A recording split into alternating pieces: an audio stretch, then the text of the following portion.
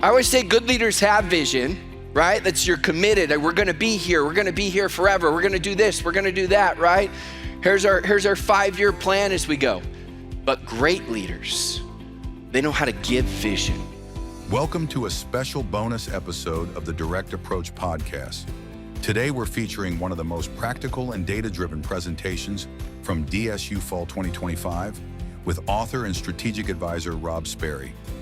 In this episode, Rob shares original research on legacy leaders and why disengagement is rising across the industry. He explains what's eroding belief, why hype fatigue is real, and how long-term vision, recognition, and involvement can re-engage leaders who still represent enormous leverage. This episode is a preview of the wealth of video content available in the DSN library, an exclusive resource for DSN supporter companies. One of many benefits designed to help keep you and your teams engaged, informed, and one step ahead. If you work at a supporter company, simply log in using your unique company code to access over 2,000 curated assets, including podcasts, webinars, and past DSN event replays. If you're interested in becoming a DSN supporter, you can contact us at support@directsellingnews.com. Now let's hear from Rob Sperry on why legacy leaders still matter and how to re-engage them for long-term growth.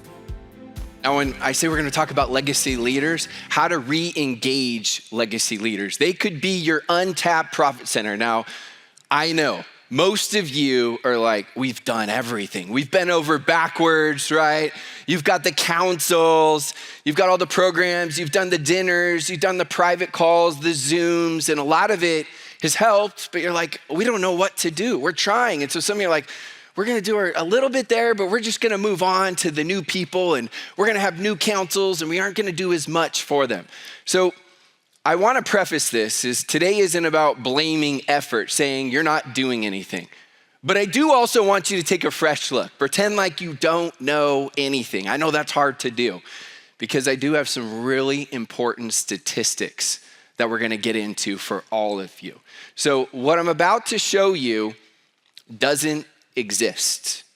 And I'm gonna go into details here in a little bit, but we have a really, really robust survey for all of you guys to see. Now, before we go into that, we gotta give a little bit of a history lesson. When I say history lesson, network marketers were taught, you build this once. I know I was in the field. I started out in 2008, became a top leader, went through a lot of struggles, had a lot of success, and they were like, you're gonna work, and then you're gonna get paid. And then they were like, they're giving me all this visual, right? And then it's work, and then it's get paid. And then it's work, get paid. And then they're like, work, get paid. And then they're like, you're in your underwear, right? Do I wanna work? Get paid. And I loved it. I was like, oh yeah, just in my undies, like making money. This is gonna be incredible. And then all of a sudden, you got some top leaders that are active and owners and CEOs, like, why are they not working, right? And we're starting to learn that we got to reposition and reframe some of that wording of course, there's leverage, and it's a leverage vehicle, and it's incredible. But at the same time, you got to be active. You got to pick your times, right, to have leverage and help people out. So we surveyed 79 legacy leaders. This was a survey that I personally sent out to, I'm not gonna start name dropping because I'll miss some, but these are the most known leaders that you can think of. Because I wanted to make sure it wasn't like fake leaders, right? A fake survey or anything like that. So these are leaders representing billions in sales. It's the first ever that I know of a survey like this. I don't have time to share all of the answers. Maybe at one point we'll do an article and share a case study on it. So we're just gonna go through a couple of these. Before we do though, this really does come from the coaching, the training, the keynote speaking of all these leaders that I've been able to personally work with or talk with, or I have association with. And I wanna share with you guys just a little bit, because I do have ADHD. I don't know, does anybody have ADHD in this room? Yeah, oh yeah, there's some hands. You guys are alive, I like it, because distributors like, I can say anything and they just start laughing. And I know this room's like a little bit tougher. okay? But I have ADHD, which stands for a dude has dreams, in case you guys didn't. Yeah, it's like squirrel, squirrel, squirrel as you go. So just to give you a little bit of background, when I built, like I've been through it all. I started out and I'm like, oh, this is great. And I had a massive check. I don't know if it's compliant to say, but compliance is later. They can read me later. I'm not building anymore. I'm not part of any company, so I can say it, but I made a $15,000 paycheck my first 3 weeks. I'm like, they said it's residual.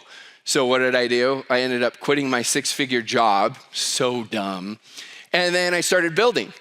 And then month 2, my check went down to $2,200. And they're like, oh, that was a bonus check. I'm like, oh, I know, not that smart. Month 3, it goes down. Month 4, it goes down. Month 5, it goes down. I made less than $400 for the month. My wife's like, is this thing gonna work? And I'm like, uh-huh.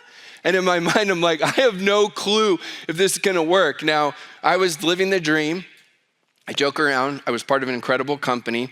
I was pitched on doing skincare in Utah. I'd been approached by 11 different network marketing companies, which you live in Utah and you aren't approached by at least 5. That means you don't have friends, right?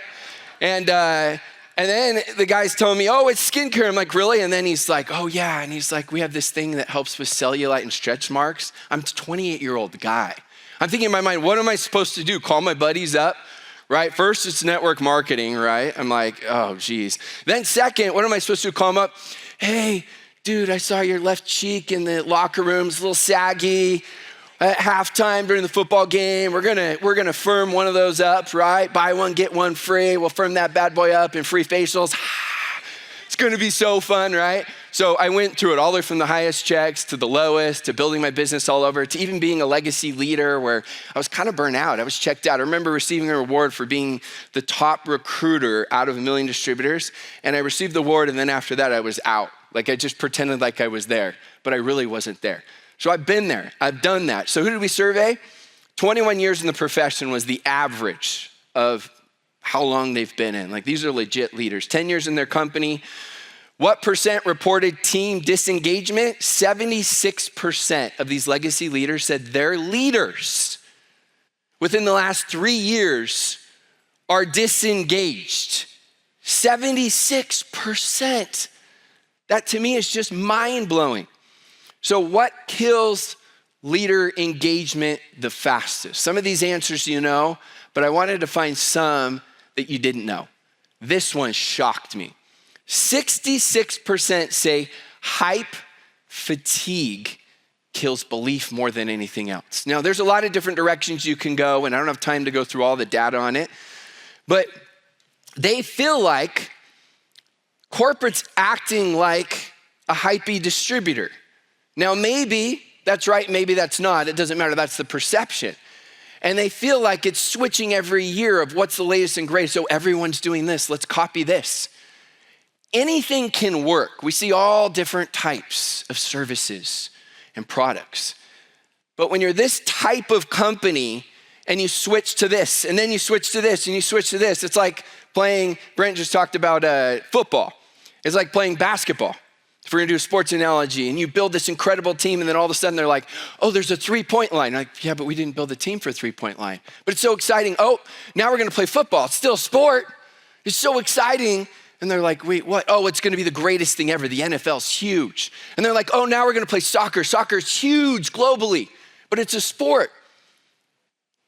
We're in a trust recession right now. And they feel like we're just operating, right, on a whim where it's like, let's do this, let's do this, let's do that. And we get all excited and we keep changing direction. And for them, it's confusing when you're moving tens and hundreds of thousands of distributors trying to go in the same direction. Those little things like that, when you keep switching and making big changes, they're just starting to figure it out. And then everything changes. So launches are both. They're exciting and they can be exhausting. As corporate, you've got to show them that you've got an incredible plan. What's going to be your retention? Because most distributors and builders, they don't know how to retain. They're really good at bringing people in, but they don't have retention. So what's the plan that's laid out for retention that you show them so there's belief? Because otherwise, and I talk about this in Build to Last, it's like a bucket. And all we do is focus on the promos and the launches, and that's the water going in the bucket, but you have so many holes in the bucket that the water keeps coming out. And instead of fixing the holes, what we do is we pour more and more and more water, hoping that it fixes the problem as we go. This one also shocked me. This was the number one, top one for them saying that would get them re-engaged. 49% said a 5-year vision. Again, they feel like corporate is an extension of distributors, where it's like the next hype, the next launch, and more, as you're starting to see it, they just wanna know, hey, is this company gonna be around? Is this company gonna keep paying me? Like, what's the company's vision? I always say good leaders have vision, right? That's you're committed. We're gonna be here forever. We're gonna do this, we're gonna do that, right? Here's our 5-year plan as we go. But great leaders, they know how to give vision. Now, from a distributor side, that would be a good leader that says, I'm never gonna quit. But the great leaders, they know how to give vision, cast vision. Stephen Covey's definition of leadership is communicating to one their worth and potential so well, they see it in themselves. They're looking for that right now in this trust recession. They're looking, what is the 5-year vision? That's what gets them excited when I do a lot of these private interviews and conversations. The ones that I see that are the most engaged, they're not just engaged because of a launch. They're so excited because these top legacy leaders they know, oh, we've got this, maybe not the exact product, but they understand the direction that you're headed. For 2, 3, 4, 5 years, it becomes much, much bigger. Now this one we know, I know it sounds common sense. There was a lot of these answers. 81% say their input is critical. What I'll say to this is, I know you've got your councils, you've got your top incentive trips, right? Maybe you're doing private Zooms and stuff like that. People commit to what they create. Think about that. People commit to what they create. So your goal is to find a way, even when you have the greatest idea, make it their idea. There's a great quote, I don't know who to give credit to, that says, you can make a ton of money if you don't care who gets the credit. If you can find a way to make it their idea, there's a whole different buy-in, because I've seen some incredible products that just launch, but there wasn't buy-in with the leaders. I talk about that in Built to Last. There was no testing, there was no excitement, there was no part of the marketing process for them, the duplication plan, everything that goes into it. So it's a great product that's just launched and then nothing happens. It just sits there on the shelf and like, okay, well, let's try another launch and another launch and another launch as we go. So we did give them 7 different options as far as what to choose, why they feel like they're disengaged or why leaders slow down. 26%, they're slowing down because they feel undervalued. And I know some of you are like, oh, we're trying, we do our best.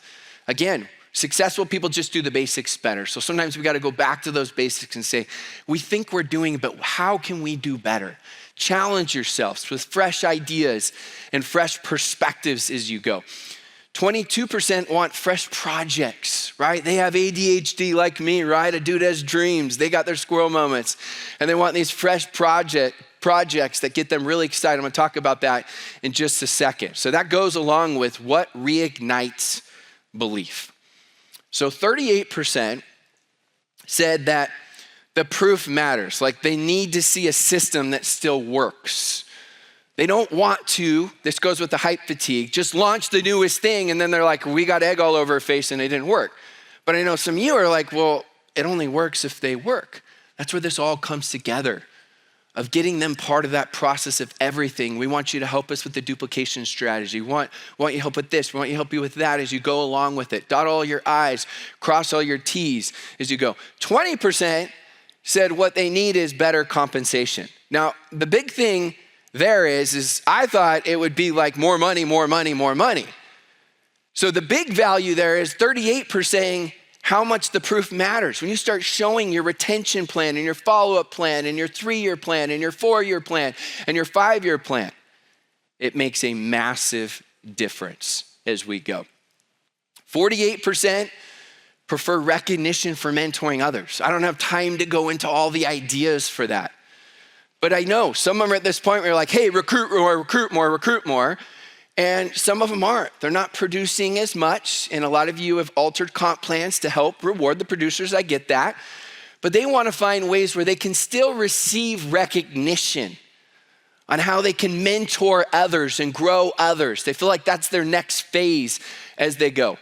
So I asked the question, would private competitions motivate you? And private competitions would be with just the legacy leaders only, no one else. Because I thought, you know what if we created something that's just for them? Like especially for them, for the legacy leaders. And what was fascinating is 71% said they would love private competitions. There was another one I'm not gonna show you guys I called it some sort of power rank if they would be interested. It was about the same percentage where they said they would take a power rank. What's a power rank? You can still keep your old legacy rank that you hit, but there's a new one that you can create a simple little metric where you can go off a combination of what your legacy rank was, but also your production. So it's almost like a current what you're doing. Call it different titles so it doesn't take away from what they've done, but I asked if that would motivate them. They also said that would motivate them. So competitions, seeing that, and when you break it down, it was 33% said very motivated by competitions, like private ones just for them. 38% said somewhat motivated. And then the others, I don't want to say maybe there were some egos involved. Maybe, I don't want to say that. But I want to give you guys perspective. 10% reactivation from just these legacy leaders, that equals 7-figure growth.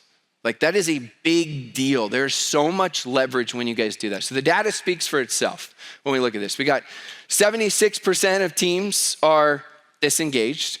66% say hype kills belief. And then we've got the 49% say that they need that 5-year vision to help them get them re-engaged. So the question really isn't like if legacy leaders will help a ton, it's how do we get them re-engaged? And so what I want to share with you guys is a story. There's a famous story of a swimmer. Her name was Florence Chadwick. It was July 1952. And she said, I want to be the first female swimmer ever to swim from California to Catalina, 26 miles. So she gets in the water. It's a crazy foggy day. She can't see more than a couple feet. Her mom or coach her, they're in the boat and she's swimming and she's swimming and she's swimming and she's swimming and she's swimming 26 miles. 15 hours and 55 minutes later, I can't do it anymore. She gets out, she gets in the boat, she gets to shore. And as she gets to shore, the reporter comes to her and says, Florence, what happened? She said, look, I'm not excusing myself, but I know if I could have only seen land, I would have made it. 2 months later, she gets back in the water with her coach and with her mom. And she gets back in the water with her coach and her mom. It's one of those crazy foggy days again. Just my luck. Are you serious? I can only see a couple feet. She swims and she swims and she swims. Pretend like this is like really, really good form, okay? She swims and she swims and she swims. This time was different. This time, not only did she become the first female swimmer ever to swim 26 miles from California to Catalina, she shattered the men's record by 4 hours. She gets to shore. I'm sure she's just like, bring it on, reporters, right? Bring it on. The reporter comes up to her, same reporter says, Florence, what was different this time? And she said, look, all I did is I kept envisioning land was right there. Good leaders have vision. Great leaders give vision. Successful people just do the basics better. You think in golf, I'm not very good at it. You watch the pros, they're 3 foot away from putting. The amateurs, they putt there and then they go like 20 feet away. I played semi-professional tennis. We warm up from half court when we start out. Basketball players, it's the layups. We got to go back to the basics. We got to master the basics. I believe your legacy leaders are still your very, very best investment. So when we look at it, yes, it's listen, which we feel like we're doing, but we can listen at a whole new level and challenge it. So you know what? I know we feel like we've done everything, but how can we, let's throw everything against the wall. How can we listen a little bit better? How can we make them feel important? That is the greatest insight from how to win friends and influence people. Our need to feel important. Leverage. Reward the leaders who multiply. Figure out some sort of awesome, incredible competition with the legacy leaders. And make sure that you have that 5-year vision, because it can make all the difference. Thank you for tuning in. Please take a moment to subscribe and give a 5-star rating and review to help Direct Approach continue to provide more candid insights and interviews for direct selling corporate executives. And don't forget to register for our upcoming spring events at dsnevents.com. Secure your spot now.